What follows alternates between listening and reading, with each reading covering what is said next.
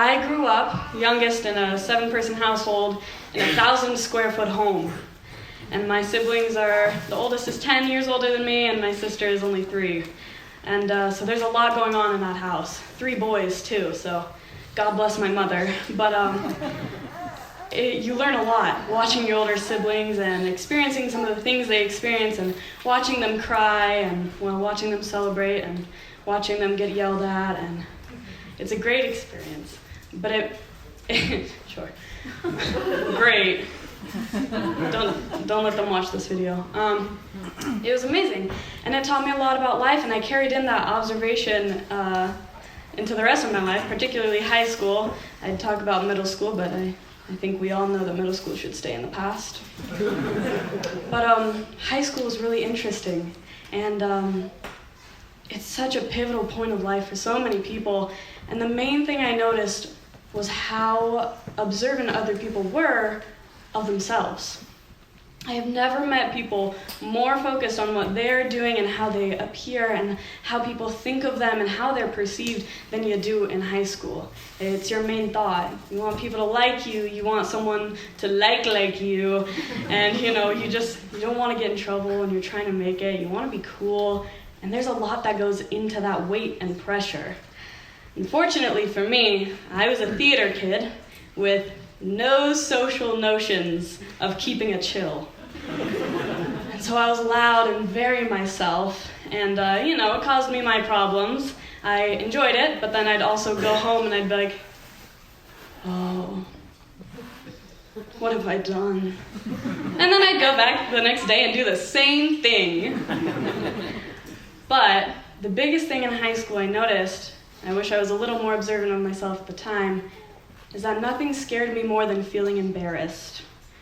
Which is also ironic, being a theater kid who does improv and embarrasses themselves constantly. But it scared me. And nothing scared me more than an audition, because I was so afraid I'd go in there and I would give it my all, and I would do the dance perfect, and I would sing great, and I'd have this amazing character, and then I'd still not feel good enough. Or I'd feel judged, or I'd get insulted, and I was so afraid of what other people thought about how I performed. And it was so scary for me, and it affected a lot of how I felt growing up. My family has a timeshare in Las Vegas. They got in the 2000s when it was actually affordable and great, and we get to go for about a week every 4 years, I want to say, and we get to go for about a week to a hotel fully paid. It's sick. The first time I went, I think I was like 4 years old, so the only thing I actually remembered was the pool at the hotel. Greatest thing ever. I'm sure my parents felt super great about the money they spent on that trip for me. But as a 4-year-old, you don't really experience much of Las Vegas. If you've been, and you have a 4-year-old who's an observer, there's a lot you don't want them to observe. So we didn't do a lot that first trip, and the second one was still great. If you've ever been, the Strip is probably obviously the most iconic part, but it's awesome. You go in there, these people performing on the street, and it's just them and their instrument, sometimes a speaker that's way too loud, and they're just doing whatever they want. They're on the side of the street, and it's so raw, and it's so beautiful, and sometimes it's so captivating that even when you have somewhere to go, all you do is stand there and listen to one man and a clarinet, or a horn, or a violin, or just his voice a cappella. And it's beautiful. I got the great experience of going more recently. I think I was 17, and this time I observed a lot more. One of my personal favorites, being a quick walk on the street, just down to where we were actually headed, and there was this sweet little guy on the side of the street with his little, cardboard sign, and I was like, oh, what's his sign say? And I look over, self-taught gynecologist.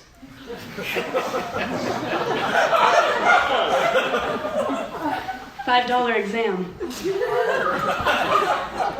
Should have taken that deal, because with inflation it's probably like $7 now. Gee whiz. This is it for me. I've failed. But this trip specifically, for the first time in my life, and I'll never forget it, I got to go to Cirque du Soleil. It is the coolest thing I have ever gotten to experience. Not that I've experienced much in my 18 years, but I will. And it was amazing. We walked in. It is this beautiful theater, and it's low lit, very like Vegas-y. You just came from a casino, and it doesn't smell like cigarettes and booze anymore, and you feel a little fancy because people are all dolled up.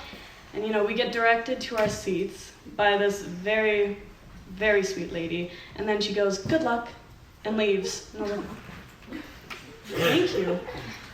But this performance changed the way I saw life.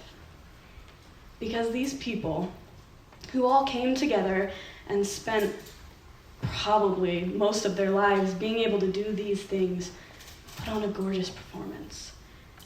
And as I sat there were people dressed in, slightly uncomfortable outfits. My personal least favorite being a man in nothing but a diaper and a bib. Full grown, I think he was a little over 6 foot. It was scary. And then you had some people who are dressed up in just feathers and a Speedo. Also great to see. But the main thing I noticed is that these people were giving it their all. And they looked so happy. And to see that kind of raw and honest performance out of someone was incredible. Not to mention just what they were doing. There are these beautiful times where these operatic singers would come out from the sides of the stage and they'd be singing the most gorgeous melody I had ever heard. And at that same time, there were trapeze artists flying from the ceiling, and then they dropped down onto the net, and you're worried that, oh my gosh, they've messed up and I'm gonna have to be a witness account. And then it's on purpose. And then they're bouncing from those up to the swings, and they're grabbing each other, and they're flying around this entire theater. There are people on the ceiling, and just everywhere you look, there's something new and exciting and alive.